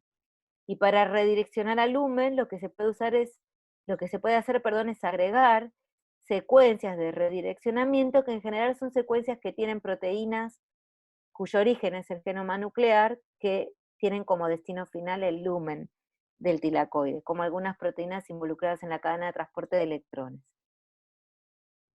Otra aplicación interesante que surgió en los últimos años es el uso de la expresión en cloroplastos para la resistencia a insectos. Esto seguramente lo van a ver con Esteban en una de las próximas clases, que se puede obtener resistencia a insectos por silenciamiento, ¿sí? Por expresión en la planta de ARNs doble cadena que tienen como blanco genes vitales del insecto. Eso es lo que está de este lado. Entonces lo vamos a ver también en seminarios. Las plantas se transforman para que acumulen doble cadenas que tienen homología con blancos en el insecto. Esos doble cadenas, por la propia maquinaria de silenciamiento, se procesan, y lo que se acumulan en general son ARNs de interferencia, que no suelen ser tan efectivos para desencadenar en el insecto silenciamiento. Funcionan, pero por ahí no son tan efectivos. Lo que se vio es que cuando se usaban plantas que tienen a Dicer mutada, que es una de las enzimas claves para el procesamiento de los ARNs doble cadena, ahora estas plantas transgénicas acumulaban los RNA doble cadena largos y eran más eficientes en la resistencia a insectos que las plantas wild type, que no estaban mutadas para Dicer. No eran wild type porque expresaban los doble cadena con homología blanco en insectos, pero eran wild type para Dicer. Y esto inmediatamente nos llevó a muchos a pensar, solo que algunos tienen más plata y lo pueden hacer más rápido, pero nosotros también lo habíamos pensado y lo empezamos a hacer, pero bueno, cosas de la vida, que como la maquinaria de silenciamiento no está en el cloroplasto, si uno acumulaba esos doble cadena en el cloroplasto iban a permanecer largos sin procesar, y cuando el insecto los adquiriera iban a ser eficientes para desencadenar silenciamiento, y así fue. Al expresar en cloroplasto se acumulan altas cantidades de ARNs doble cadena largos, por lo menos se calcula que tienen que tener arriba de 180 pares de bases, son ingeridos por el insecto y son procesados ya en el insecto a RNAs pequeños, y allí ejercen su acción de inducir silenciamiento. Y esto funciona muy bien para insectos masticadores, pero aparentemente no funcionan muy bien. Parte de eso es lo que estamos tratando de ver en el laboratorio, con insectos chupadores, como por ejemplo los áfidos, que se alimentan por otro mecanismo. Bien, esto lo voy a pasar. Y otra aplicación es generar plantas con resistencia a patógenos. Esto lo vamos a ver en la clase que corresponde, pero lo que uno puede hacer es diseñar construcciones para expresar en los cloroplastos proteínas con acción antimicrobiana, como esta proteína que se llama AP24, que es una osmotina, o esta glucanasa. Son proteínas propias de tabaco que se induce su expresión en respuesta a la acción o a la infección por distintos patógenos, bacterias, hongos o micetes, entre otros. Y lo que nosotros evaluamos era qué pasaba si estos transgenes los colocábamos en el genoma del cloroplasto, pero eso se los voy a contar en la clase que corresponde. Y por último, para ir cerrando, algo que siempre resulta de interés en ingeniería genética en plantas es la posibilidad de tener promotores o expresión inducible. Y eso en transformación del genoma nuclear hay un montón de estrategias para lograrlo. En transformación o en regulación de expresión de genes que se transforman a nivel o que se integran a nivel del genoma plastídico no es algo que se ha podido hacer eficientemente. Hay algunos trabajos, pero todavía es necesario hacer más investigación ahí, desarrollar nuevos sistemas inducibles. Pero uno de ellos que les cuento, porque es interesante la lógica que está detrás de esto, es combinar la transformación de genoma nuclear con genoma plastídico para desarrollar un sistema inducible. En este caso, lo que se hace es colocar el gen de interés en una construcción genética que luego va a transformar el genoma plastídico, río abajo de una polimerasa, que es la polimerasa T7, que es de un fago, que es parecida a la NEP, pero no, digamos, no es exactamente igual, y los promotores que son regulados por esta polimerasa T7 no son funcionales cuando se transforman en el genoma plastídico, a menos que esté la polimerasa presente. Y lo que se puede hacer es aportar esa polimerasa desde el genoma nuclear.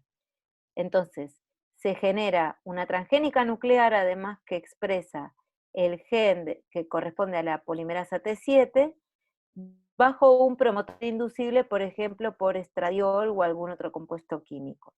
Y además a esa polimerasa, el promotor era perdón. Esto que está acá es un péptido de tránsito que hay que colocar a la secuencia correspondiente a la polimerasa para que una vez sintetizada la proteína sea importada por el cloroplasto. Entonces, tengo el gen río abajo de un promotor que es que solo se puede transcribir por una polimerasa que se sintetiza a partir de un genoma de un gen que está en el genoma nuclear, solo cuando en el medio coloque aquel inductor que elegí para regular su expresión.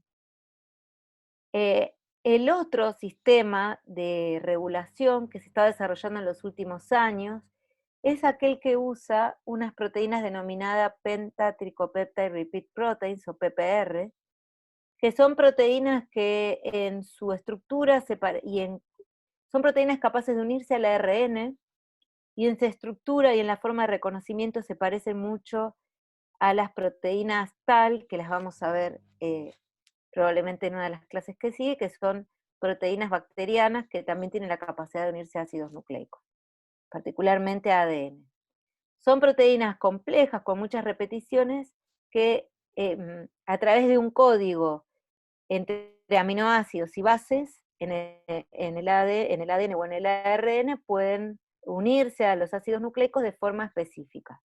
Están codificadas en el genoma nuclear, acá, y se traslocan al cloroplasto porque tienen péptido de tránsito junto con otras proteínas como proteasas y otras proteínas regulatorias, y son capaces de unirse a regiones intergénicas específicas en distintos genes, ya sea para regular la expresión de esa secuencia, se unen a ARN, o sea que se pueden unir a estructuras secundarias del ARN para favorecer o no la traducción de ese ARN, y también se unen para favorecer la estabilidad del ARN e impedir la acción de ciertas nucleasas. Un trabajo que salió recientemente, el año pasado, y que probablemente sea uno de los seminarios, ahora después lo vamos a decidir, así que no les voy a spoilear el final, lo que hace es utilizar PPRs modificadas y sitios de unión a PPR también modificados para regular la expresión de transgenes en cloroplastos. Y es un trabajo muy interesante que de vuelta lo más probable es que sea uno de los seminarios. También lo otro que se está haciendo es biología sintética, es decir, armar circuitos, ¿sí? En realidad biología sintética es lo mismo que venimos hablando de elegir un promotor, una secuencia reguladora, un terminador con un nombre más fancy, y pensando en diseños modulares donde uno tenga como colecciones de promotores, colecciones de elementos regulatorios, colecciones de determinadores, y pueda ensamblarlos de forma tal de armar circuitos de expresión génica que respondan frente a determinadas situaciones o condiciones.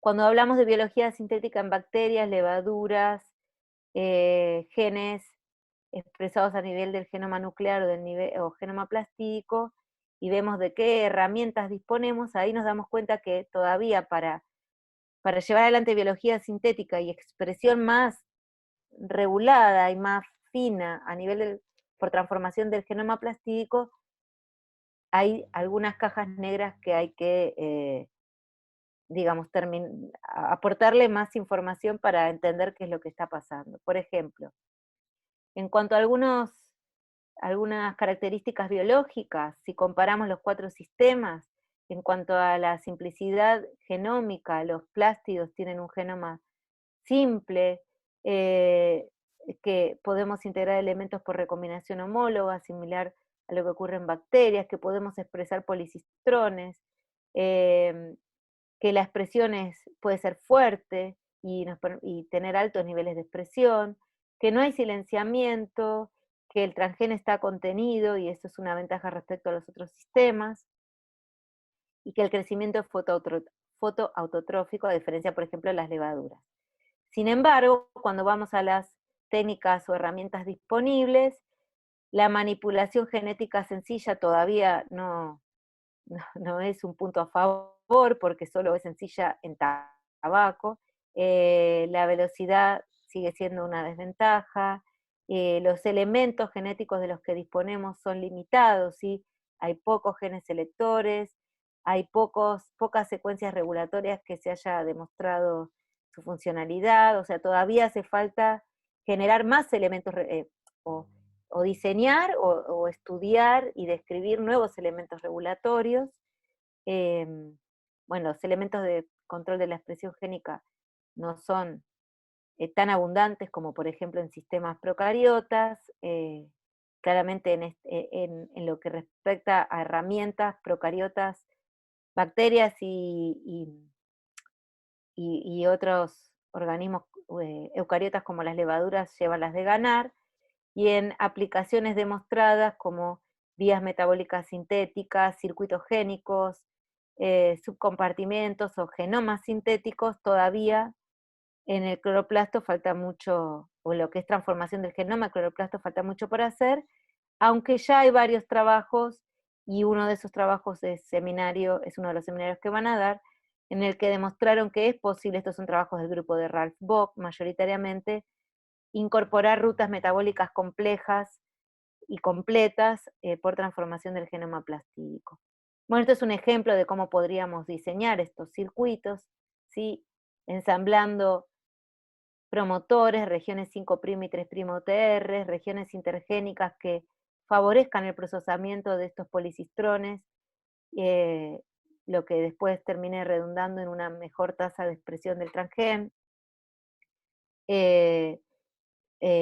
Acá tenemos la regulación por PPRs, es decir, necesitamos en lo que es biología sintética en cloroplastos o expresión de transgenes en cloroplastos, contar con más elementos regulatorios. Eso es algo que va a tener que ocurrir en los próximos años. Y acá no se mueran, que no les voy a contar todo este detalle, pero algo de esto vamos a ver en uno de los seminarios. Es un ejemplo de cómo se pueden introducir por transformación del genoma plastídico rutas metabólicas completas, ¿sí? Utilizando sustratos de estas rutas metabólicas que están en el compartimento adecuado, porque eso sí es una condición indispensable. Si yo quiero generar, por ejemplo, astaxantina o ácido artemisínico o algún otro compuesto, algún carotenoide, etcétera, necesito que el precursor esté en la organela donde voy a introducir la vía metabólica, ¿no? Eso está claro. Entonces, bueno, estos compuestos metabólicos complejos pudieron sintetizarse al agregar por transformación del genoma plastídico las enzimas necesarias para los distintos pasos de esa ruta metabólica. Y para terminar, un par de tablas que después pueden chusmear, donde se cuentan algunos de los desarrollos que se han hecho, siempre todavía a nivel de laboratorio, si no hay nada comercial disponible, por transformación del genoma de cloroplastos para distintas aplicaciones. Por ejemplo, mejorar características agronómicas como tolerancia a estrés por temperatura, tolerancia a salinidad, resistencia a herbicida, tolerancia, bueno, a distintos tipos de estreses ambientales, cuál es el sitio de integración que se eligió, cuáles son las secuencias regulatorias que se usaron, cuáles fueron los transgenes introducidos y cuál fue la eficiencia de expresión o de acumulación de esas proteínas recombinantes.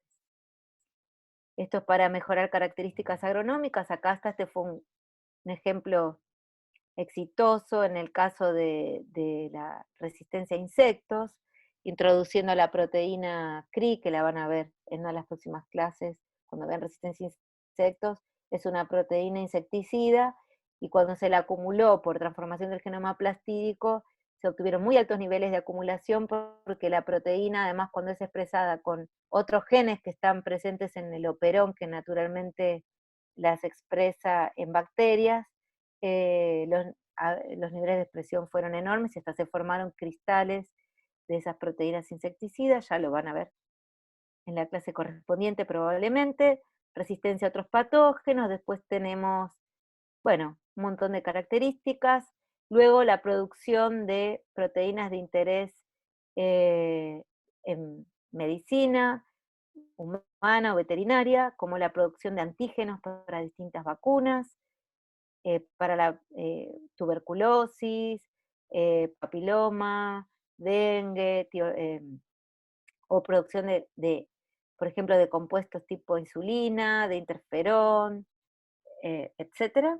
Y después tenemos también la expresión, yo no hablé nada porque no me da el tiempo, de transformación de algas, sí, pero por ejemplo, Clamidomonas, acá falta una M, es un alga que puede ser transformado a nivel de su plastoma y eso tiene un montón de ventajas. También, bueno, la transformación en cianobacterias, pero eso es otro tema. Después tenemos la producción de enzimas de uso industrial, y con esto terminamos. O sea, la idea de esas tablas es que se den una idea de cuáles son algunas de las aplicaciones. Las vamos a ir viendo a lo largo de los seminarios y en otras clases específicas, como la clase de resistencia a patógenos o uso de plantas como bioreactores. A ver si puedo volver. Bueno, y dejo de compartir la pantalla. No sé si tienen preguntas, voy a detener la grabación. Perfecto.